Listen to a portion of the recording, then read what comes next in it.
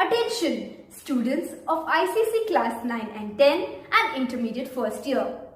Do subscribe to Study with Sudhir YouTube channel where we cover English literature, history, civics, geography, biology and English grammar and many important motivational videos too. Don't forget to click on the bell icon so that you can get regular updates.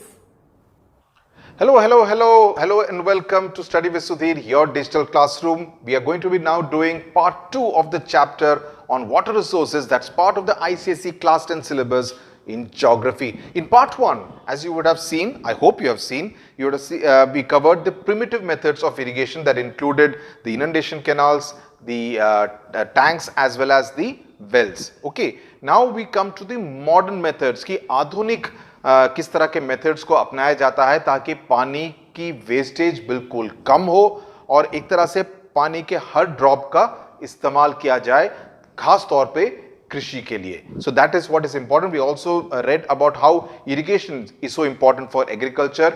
Bharat चूंकि एक कृषि प्रधान देश है, उसमें सिंचाई की इतनी जरूरत क्यों पड़ती है, उसका इतना महत्व क्यों है, उसके बारे में भी हमने भाग 1 में देखा. तो मेरी आपसे विनती यह है कि आप भाग 1 पहले देखिए, उसके बाद ही आप भाग 2 में आइए ताकि ये पूरा चैप्टर आपको पूरी तरह से समझ में आ जाए और आप तैयार हो जाए परीक्षा के लिए. तो let's now come to the modern methods. Okay, now the modern methods are obviously more reliable because obviously they have been invented more recently, developed more recently, and they ensure that not much water is wasted. Now they provide irrigation whenever needed throughout the year. जैसे हमने देखा कि सिर्फ 4 महीने वर्षा होती है भारत में और बाकी 8 महीने के लिए भी इस 4 महीने में जो पानी प्राप्त होता है उसको एक तरह से सेव करके रखना पड़ता है ताकि उसका इस्तेमाल बाकी 8 महीनों में किया जा सके. ओके, नाउ मॉडर्न मेथड्स में जो यूज किए गए हैं वो काफी आसान है इस्तेमाल करने के लिए भी, ऑपरेट करने के लिए भी, और वे एक लार्जर एरिया को की सिंचाई करते हैं. That is also very important that as opposed to say the wells which are not able to irrigate more than 1 to 2 hectares, the modern methods which are used, they can actually irrigate a larger area. So you can also be asked to compare a primitive method with a modern method. So you should be able to list out these kind of advantages and disadvantages of both the different categories, giving examples. Large amounts of water can be pumped up by an electric pump. अभी modern methods में क्या है, पहले तो largely manually लिया जाता था, कुआं आपने देखा होगा मैनुअली खींचते हैं, लेकिन मॉडर्न मेथड्स में ज्यादातर बिजली का इस्तेमाल किया जाता है ताकि in a more efficient manner the water can reach to a larger area and help irrigate. Now it's either through electric pump. Now tube wells, पहले हम आते हैं ट्यूब वेल्स के बारे में. Now tube wells have been introduced mainly in the Indo Gangetic plains which is essentially the northern Indian states of Uttar Pradesh and Bihar, where ground water is available in plenty because ground water, जिसका definition परिभाषा हमने पहले भाग में दिया था, आपको खुदाई करने की जरूरत नहीं पड़ती है, आपको जल्दी ही ground water you can strike water. A very deep bore over 15 meters is dug and water is lifted with the help of a pumping set operated by electricity. A tube well can water a much larger area, about 400 hectares. So you see the difference between a well and a tube well or a bore well. They are definitely better and more reliable during periods of drought when a surface well dries up. कुआं generally गर्मी के महीनों में सूख जाता है, लेकिन borewell can stay provided there is enough ground water. In fact you spoke about the Indo Gangetic plains. In fact south के जो प्रदेश हैं, तेलंगाना हो, आंध्र प्रदेश हो, कर्नाटक हो, यहाँ पर भी काफी सारे बोरवेल्स का इस्तेमाल किया जाता है. And the biggest problem is that the borewells actually dry up after a while. You know, the water is there and then the groundwater level goes down and then they are not able to get the water. So the bore well also fails. So in the same field sometimes the farmers try to dig up more than one bore well and actually end up spending a lot of money. That has been some of the drawbacks in more recent years and we have reported on it quite extensively. Now, even if there is sufficient availability of groundwater in areas, there also needs to be supply of cheap and reliable electricity. That's another problem. For instance, in states like Telangana, etc., now they are saying that they will provide 24/7 electricity. Otherwise, क्या होता था, पहले electricity, बिजली का प्रावधान सिर्फ रात को आता था. तो रात को आने का मतलब क्या है कि किसानों को रात के 1 बजे, 12 बजे, 2 बजे उठ के जाना पड़ता था. जब बिजली आती है, खेत में जाना पड़ता था. and switch on the bore well so that the water can be pumped up and the watering done for the fields. तो ये काफी सारे किसान करते थे क्योंकि बिजली का प्रावधान सिर्फ रात के समय में आता था. ओके, जब बाकी शहर में, बाकी गांव वगैरह में लोड नहीं होता था, then agriculture would be provided the electricity supply in the night. उसमें दूसरे सारे खतरे भी आते थे. Of course, this is not relevant to you, but in the sense that when the farmers would go to the field in the dead of night, in the darkness, they would have snake bites. They'll have insects biting them and stuff like that. So it was seen as relatively unsafe. अभी काफी सारे राज्यों में 24/7 and free power supply has been provided to a lot of farmers, to a lot of agricultural operations, because of which farmers are happy. So there is water available, there is also cheap power available, sometimes free power available, because of which they can take care of their agricultural operations to a large extent. Okay, now the region also must be fertile and productive. This is also important because obviously the groundwater has to be available so that the cost of construction and operation of the tube well may be recovered from the increased farm production. तो जितना खर्चा borewell को डिग करने में, tubewell को डिग करने में लगाया हो, बिकॉज काफी खर्चा आता है, उसका एक तरह से भरपाई हो जाए कि if the farmer is able to do well in his farm, produce more, sell more, make more money, then it kind of gets compensated. He is able to kind of take care of the cost which has been incurred in digging that particular bore well. Okay. Now tube wells or bore wells are used extensively in Uttar Pradesh, Punjab, Bihar, Haryana, Rajasthan, West Bengal, Andhra Pradesh, Gujarat, Telangana, Karnataka. These are the states, I mean large number of states, Indo-Gangetic plains, and also a few of the southern states. Now we come to canals, which is the second modern methods which is in prevalence. Okay. Now canals are an effective source of irrigation in areas of low water. Again, these are Punjab, Haryana and Uttar Pradesh. The digging of canals in rocky and uneven areas is difficult in the areas like the Deccan Plateau, the peninsula, and thus canals are practically absent in the peninsular plateau. यहाँ के जो प्रदेश हैं जहाँ पर काफ़ी सारे एक तरह से रॉकी टेरेन है, वहाँ पर उसके खुदाई करना ज़्यादा मुश्किल हो जाता है, इसलिए यहाँ पर टैंक्स आपको कैनाल्स आपको नहीं मिलते हैं. More than 15 million hectares are irrigated by canals in Uttar Pradesh, Punjab, Haryana, Rajasthan, and they account for almost half of the canal irrigation. Now, what are the merits of the canal irrigation? They are perennial because canal आप डिग कर देते हैं तो हमेशा के लिए वहाँ पे रहता है और पानी भी इरिगेशन के लिए मिलता है वहाँ पर.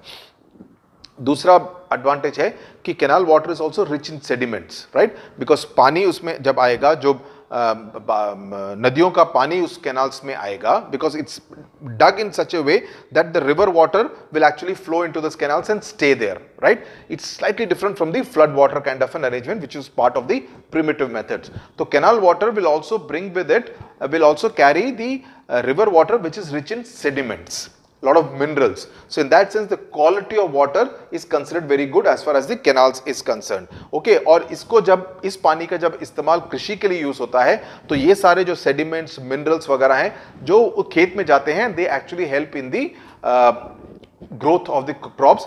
It actually adds a lot of positive energy to the agriculture there.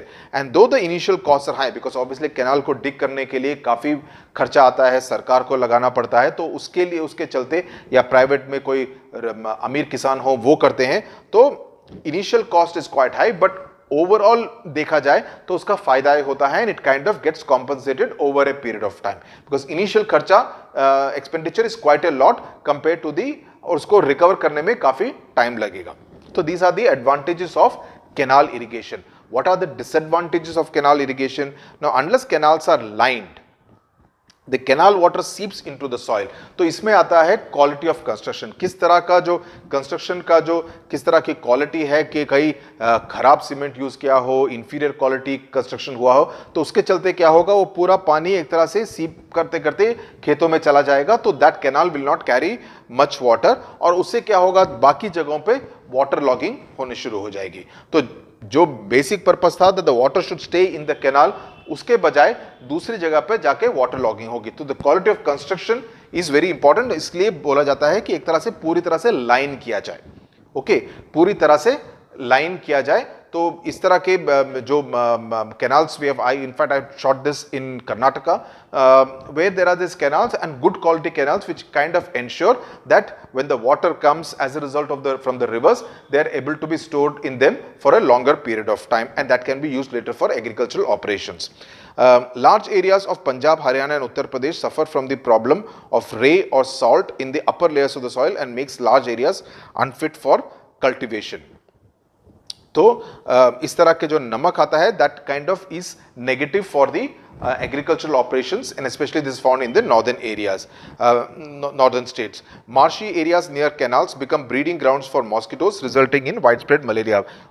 Same thing related to water logging, या किसी तरह का मार्शी, किसी तरह की दलदल काइंड ऑफ थिंग हो, वहां पर काफी सारे मच्छर आते हैं, and that leads to diseases like malaria.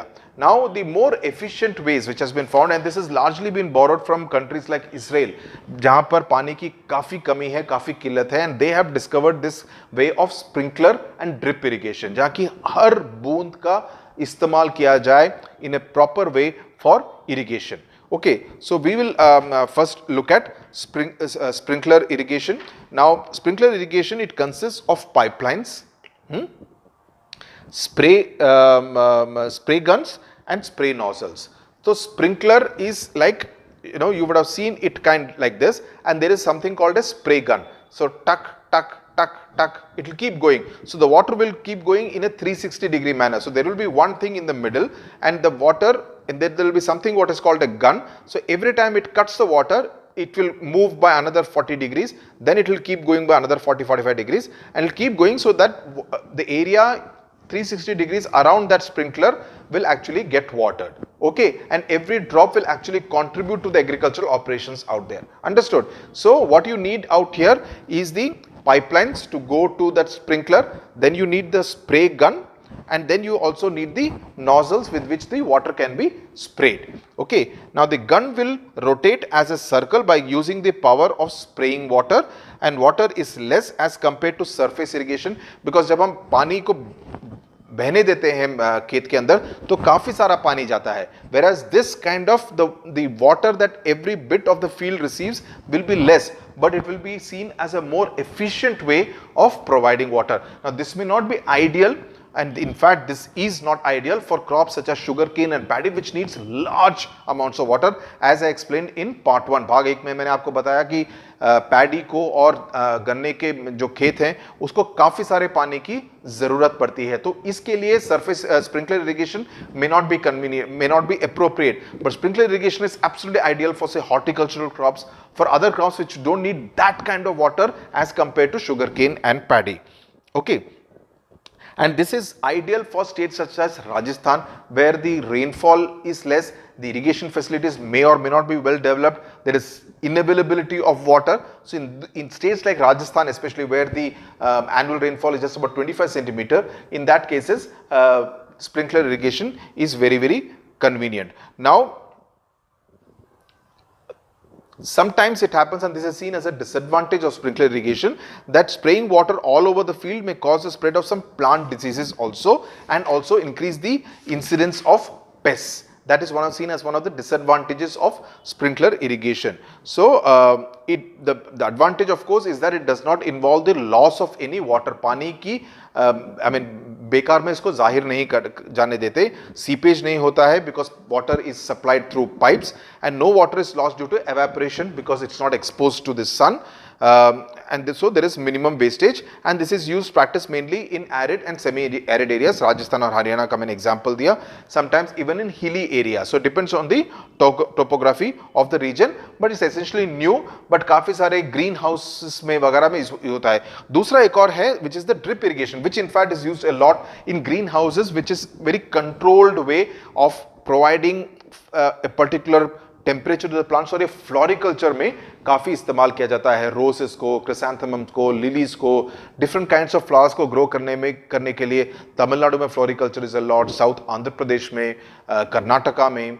सो वहाँ पर what you do is that in fact if you go on to the highway and if you go into the rural areas, many areas you will see something like a green tent or a white tent, and those are called the greenhouses, in the sense in control. So there is a particular temperature which is ideally put, which is suited for all the flower plants out there, and the method of irrigation which is provided is through drip irrigation. Now, what is drip irrigation and how is it different from sprinkler irrigation? This can also come as a method, and again drip irrigation is a method which has been borrowed from Israel to a large extent. Now, drip irrigation delivers directly to the soil. तो इसमें क्या होता है, जब pipes are provided at the ground surface itself. So just imagine a rose plant. Okay, now there will be this small little pipes which will be put along the entire row of that entire rose plant. Okay, now at every plant there will be a hole. Okay, there will be a hole, small hole, not like a big hole, a small hole through which the water will come for that particular rose plant. Then there will be no holes along the pipe till the next rose plant is there. Then water will be provided to the next plant. So it's a very concentrated way of providing irrigation to each plant, and it is through on the earth surface. Sprinkler irrigation is like a rotating kind of thing. This is through the surface, though आजकल there are sometimes even ऊपर से भी डालते हैं. There are pipes which are constructed over the plant, and the water kind of thing almost like sprays like a jet over each plant. That also is done in some, I've seen it in some greenhouses, some floriculture plants. Now it delivers directly to the soil, leaving stems, leaves and other foliage completely dry. This is in case where the thing is along the soil. It allows every drop of water to make its way to the root zone, which is really the most important part of the entire plant. And it is popular in Tamil Nadu, Karnataka and Maharashtra. Okay, so I've given you the example especially of floriculture, and you need to know the difference between drip irrigation and sprinkler irrigation, because both are seen as the most efficient ways of providing irrigation to plants. Okay, now we come to the multi-purpose projects. Now the multi-purpose projects are projects which are used for a variety of purposes, and these are seen as large dams. Of course, the most famous one of them is the Bhakra Nangal Dam. Now the main two advantages of having this multi-purpose projects, which of course cost a lot of money to the national exchequer, is that they can store a large amount of water, they can help in releasing the water at the right time for irrigation to the agricultural operations. They also help in flood control. For instance, a large amount of water can be stored and ensure that water doesn't flow downstream and flood areas downstream. So they help in flood control. Third, they also help in generation of power, electricity. Okay, so three big advantages of this. That's why it's called the multi-purpose projects. And since 1947, India has launched a number of such multi-purpose projects, and I just told you the reason किस कारण से उनको multi-purpose projects कहा जाता है. अभी एक big multi-purpose project is being constructed in Andhra Pradesh called the Polavaram multi-purpose project. तो उसमें एक तरह से environment का भी ध्यान दिया जाता है कि जहाँ पे construct किया जाए ऐसा ना हो कि काफी सारे गांव एक तरह से बह जाएं, because a large amount of area, the back area gets inundated, and what is the cost of that? Now the Polavaram project, for instance, is costing something like 55,000 crore rupees, just to give you an idea about the amount of money that you need to spend in order to construct a multi-purpose project. But as a result of that, a large amount of area in Andhra Pradesh will actually benefit in terms of water, in terms of flood control, and also obviously for generation of electricity. Now the objectives of the multi-purpose projects, which we just mentioned, to store water which can be used for irrigation, to use the water stored behind the dams for the generation of hydroelectricity, to help control floods. These are the three main objectives which I just mentioned. To also provide for drinking water, obviously. Then they can develop raising of fish and recreational centers to help in the pisciculture, and also they can use the canals for navigation. And this we have learned in the transport ka chapter, where water transport can also use some of these canals as water highways in order to navigate through the water canals. Okay, so ये तो हो गया. इसके साथ साथ जैसे मैंने कहा, Bhakra Nangal, one of the most prominent multi-purpose dams which was constructed way back when Jawaharlal Nehru was Prime Minister, is one of the biggest multi-purpose projects. It's a joint venture of Punjab, Haryana and Rajasthan, constructed over the Satluj River. All this you also need as far as the map portion is concerned. So pay attention to all these. And it is named after the two dams built at Bhakra and Nangal. That's why I called Bhakra Nangal Dam. Then there is a huge reservoir of water. The Govind Sagar Lake stores water which is used for different purposes. The canal irrigates cropland in Punjab, Haryana and Rajasthan.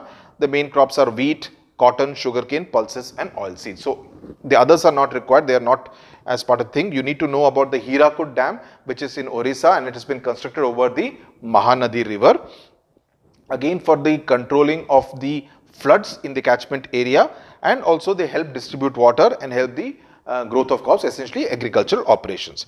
Now let's come to the water quality. Now this is important. What is water quality? जब हम water quality की बात करें तो उससे हमारा मतलब क्या है? Water quality essentially refers to the purity of water, कि पानी कितना साफ सुथरा है and how rich it is, in terms of minerals, etc. Now most of our surface waters are polluted. ये तो हमने देखा है, हमारी maximum नदियाँ are essentially काफी गंदी हैं, polluted हैं, and they are polluted by foreign matters. Our rivers carry industrial waste, municipal waste, residues of chemical fertilizers, because सबको नदियों में रिलीज कर देते हैं तो ऑब्वियसली नदियों का पानी एक तरह से गंदा और पोल्यूटेड हो जाता है, प्रदूषण काफी हो जाता है. Industries and they are unfit for human consumption. You can not drink that water any more. Even taking bath is actually a little risky because you could get skin diseases. Industries are also responsible for water pollution.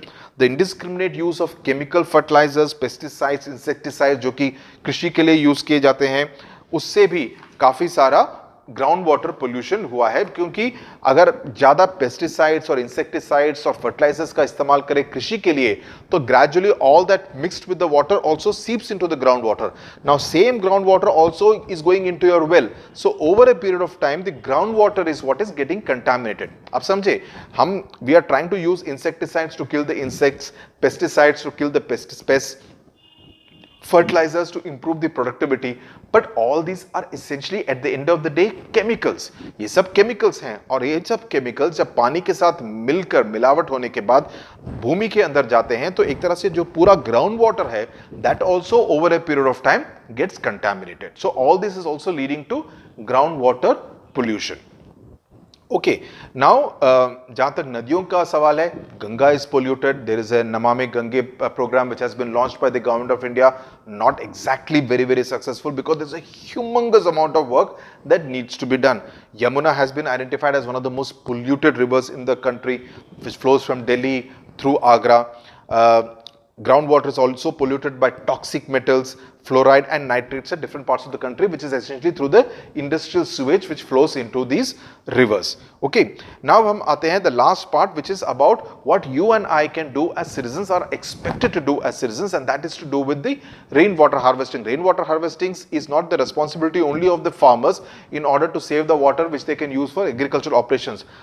आपको और मुझे भी जो कि शहरों में रहते हैं, हमारे ऊपर भी एक तरह की रिस्पॉन्सिबिलिटी आती है कि हम बारिश के पानी को सेव करें, इसको स्टोर करें in order to be able to recharge the ground water का स्तर बढ़े, ताकि हमारे घरों में, हमारे अपार्टमेंट्स में भी एक तरह से बोर डिग करना पड़ता है ताकि आपको ड्रिंकिंग वाटर का प्रावधान हो. तो उसके लिए भी अगर ग्राउंड वाटर बहुत ज़्यादा नीचे होगा तो आपका बोर को भी बहुत नीचे जाना पड़ेगा, and this is always very risky because even that can dry up over a period of time. Okay, कई साल पहले, 20 साल पहले अगर आप 400 फीट पर ग्राउंड वाटर को हिट कर सकते थे, अभी हो सकता है 20 साल में 800 फीट तक जाना पड़े. So obviously the ground water level, the ground water table is also going down over a period of time. Now इसमें आपकी बुक में, आपके जो टेक्स्ट बुक है उसमें 3 ऐसे पिक्चर्स दिए गए हैं. तो कभी कभी पिक्चर्स को लेकर भी आपसे प्रश्न पूछा जा सकता है. पहला तो है रिचार्ज थ्रू हैंडपंप, यानी कि पानी का हो और उससे पाइप्स लिया जाए और एक हैंडपंप की सहायता से उस पानी का इस्तेमाल किया जा सके. तो आपकी जो छत है वहां पर रेन वाटर को हार्वेस्ट किया जाए, समझ गए? तो जो बारिश का पानी है उसका इस्तेमाल किया जाए. That's how the word rain water harvesting comes. You generally harvest crops, here you are harvesting rain water. तो उसका इस्तेमाल हैंडपंप से किया जा सकता है. दूसरा जो फिगर है, recharge through an abundant dug well.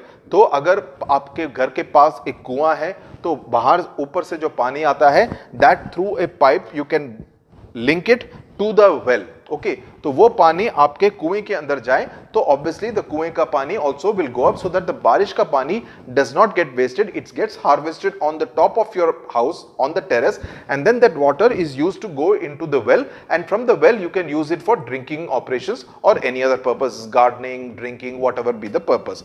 The third is through recharge through a trench, where you actually dig a rainwater harvesting pit, जिसमें कि correct amount of soil, stones, etc. are used in order to dig a rainwater this thing. Again, so the same method, the rainwater is sent and linked through this rainwater harvesting pit. So RWH is how it is referred to in the urban areas. आपके municipal corporation, आपके शहर में जितने भी municipal corporations होंगे वे इस काम पर ज्यादा ध्यान देते हैं. Now, watershed development is an important method to conserve water resources, increase agricultural development and stop environmental degradation. Tanks, ponds, check dams and other structures have been constructed for water harvesting. Okay. Now, the shortage of groundwater is felt in the rural areas for irrigation or domestic purposes and for industrial uses in urban areas and also for drinking water purposes. And one method to tackle the problem of large scale water depletion is to capture rainwater, जिसका कि मैंने अभी आपको जिक्र किया, and store it underground to meet household needs. Okay, through these three methods of rainwater harvesting, जिसका कि आप diagram अच्छी तरह से देख लीजिए, समझ लीजिए. Now the objectives of rainwater harvesting are, this is important, this also can come as a 2-mark or a 3-mark question. To meet the increasing demand of water, logical. To reduce the surface runoff. What is surface runoff? Normally बारिश जब heavy बारिश होती है 15 minute के लिए, आधे घंटे के लिए, so you get the thing, road पे आती है, it just flows off, it's waste, right? It just waste. Whereas if it goes into the terrace and through the link that we just spoke about, the water can then be used. It's stored and used. Whereas if it just flows on the road, the whole water is actually going waste, which is called surface runoff. Avoid flooding of roads, same thing. Surface runoff can also refer to any other part apart from roads also. Raise the groundwater level by adding to the groundwater reserves. Okay, to collect the rainwater and store it for future use. Okay.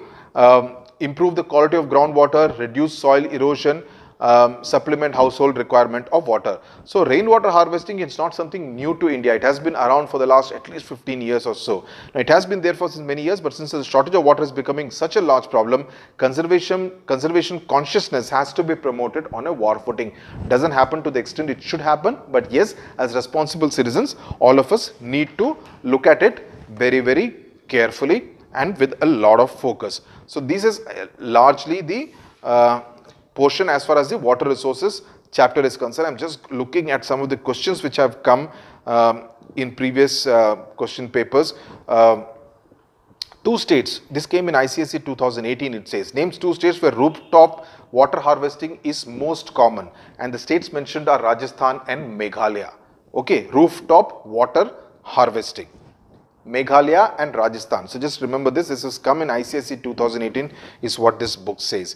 Then there have been questions like, what is water scarcity? Mention any 4 factors responsible for water scarcity. Again, things like over exploitation of water sources, improper management, wastage of water. Then of course, industrialization and urbanization, as a result of which there is a water scarcity, and unequal access of water among different social and cultural groups. So that also happens, factors responsible for the water scarcity, and also the fact that it's very seasonal, so you don't have rainfall, so you don't have a natural access to rainfall through the year. Then you could be asked questions on rainwater harvesting, very, very important. You need to know that rainwater harvesting is what essentially the definition of what rainwater harvesting, I'll just read it out to you, please note it. It's a technique of increasing the recharge of groundwater by capturing. It is a technique of increasing the recharge. Mobile recharge करते हैं, इसमें groundwater recharge करते हैं. Okay, so it's a technique of increasing the recharge of groundwater by capturing and storing the rainwater by constructing structures such as percolating pits or check dams. Okay, so this is the essential definition, not very difficult to use. Remember the keywords: recharge, storing, capturing. If you remember these things and give the examples, you should be able to remember this particular definition, and this is used again in different parts of the country, Karnataka and Rajasthan being the more prominent examples. So this is as far as this thing. I would urge you to look at the 10-year board papers.